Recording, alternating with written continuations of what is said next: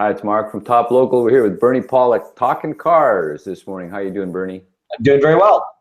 So actually, we're talking trucks. I lied a little bit. We're talking again about a 2008 Ford 350 diesel, 6.4 liter diesel that had some exhaust manifold gasket issues. What was going on with this truck? Well, this truck came to us with a couple of issues. One was a lack of power, but not related to what we're talking about today. That was one issue. The other is a very loud noise under the hood, a very loud type of noise. So we had to look at it and found there's an extremely bad exhaust leak at the rear of the left exhaust manifold, right where the manifold bolts onto the head. So assuming the gasket was blown out was our initial assumption.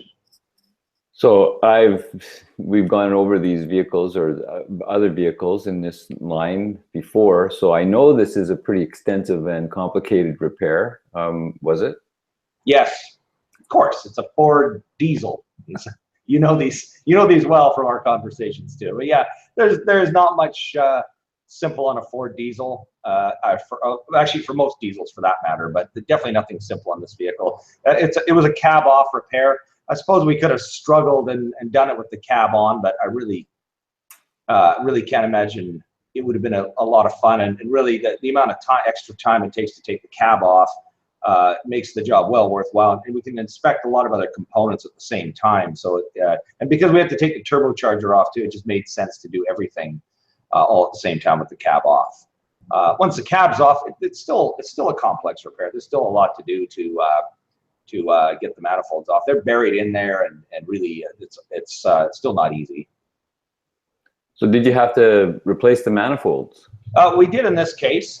Sometimes you do, sometimes you don't. But what we found, of course, and actually both of them had leaks, and both had broken bolts at the back of the head. But yes, we did have to replace the manifolds. It just made sense financially to do them as opposed to having a machine shop do them, replace the studs on the manifolds.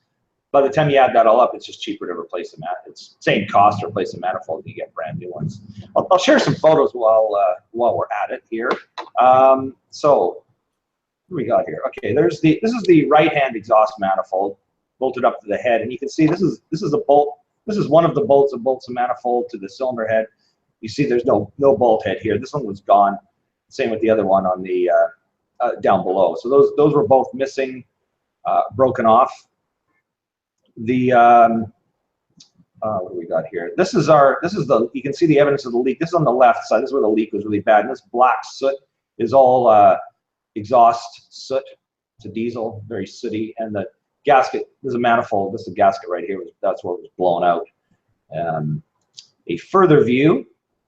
This is with the manifold off, and you can see the severe leak out the back here. This is all diesel soot and bolt holes here, but no bolt holes here because the bolts are basically broken right off. And a final view, the gasket. And this is the gasket at the rear. As you can see, it's missing a complete chunk. It's just burned away. So there's some neat photos. Pictures tells it all. So you didn't have any shots of the cab off, which would have been kind of cool, but what parts did you end up replacing with this service? So as I mentioned, we did do the manifolds. We inspected the pipes on the back, because these are things we've replaced before. They were in good shape on this vehicle, so we didn't do those.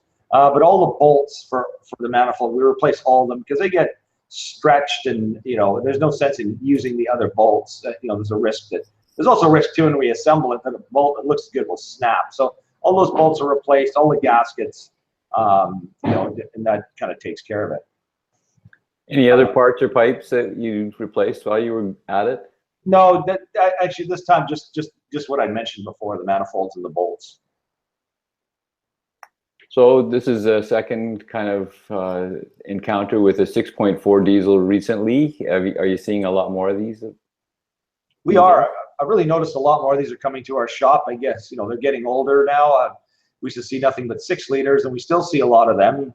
The diesels last a long time, so even though the 6 liters a lot of work and can be an expensive vehicle to fix, it's still a diesel, still got a lot of value. So I mean, I imagine we'll be seeing those for years and years to come. But yeah, there's a lot more 6.4s coming to our shop. They're getting older, things are happening to them.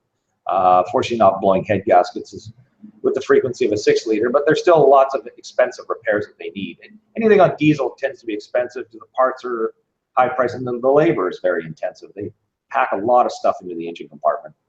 Well, and part of that, isn't part of that the pressures that diesel generates and the super high temperatures and stuff too as well from that fuel? Absolutely.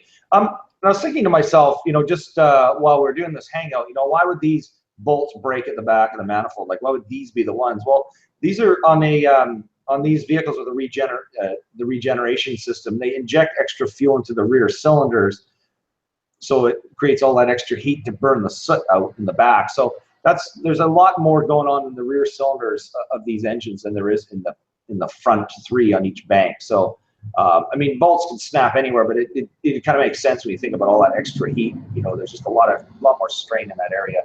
And really, I mean, diesels used to be extremely dirty, and they've cleaned them up very well. But all the problems with diesels are really 99% of them seem to be happening because of the emission equipment on them. That's where all the cost comes. So, having a clean diesel comes at a price. I mean, it's amazing, quiet, very little pollutants coming out the back, except for Volkswagens and a bunch of other liars now out in the market. But compared to what they used to be with that black smoke and the stench, it's pretty amazing what's been accomplished at a price.